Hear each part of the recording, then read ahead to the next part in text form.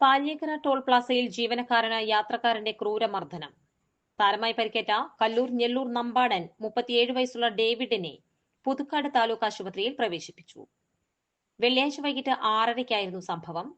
FASTag ഇല്ലാതെ എത്തിയ കാറിലെ യാത്രക്കാർ ടോൾ നൽകാൻ വിസമ്മതിച്ചതാണ് തർക്കത്തിന് കാരണമെന്ന് ടോൾ പ്ലാസ അധികൃതർ പറയുന്നു. ടോൾ നൽകാതെ കടത്തിവിടണമെന്നായിരുന്നു ഇവരുടെ ആവശ്യം. ബാരിക്കേഡ് തുറന്ന് വാഹനം കടത്തിവിടാത്തതിൽ ക്ഷുഭിതനായ യാത്രക്കാരൻ സമീപത്തുണ്ടായിരുന്ന ഡേവിഡിനെ ആക്രമിക്കുകയായിരുന്നു. യാതൊരു പ്രകോപനവുമില്ലാതെയായിരുന്നു ആക്രമണം.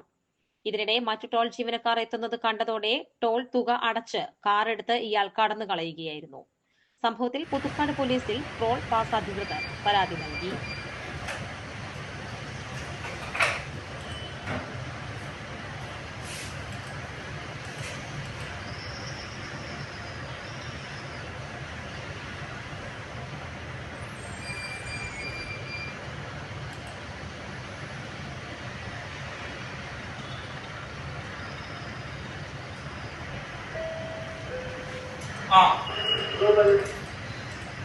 ₹12 ബാലൻസ് 12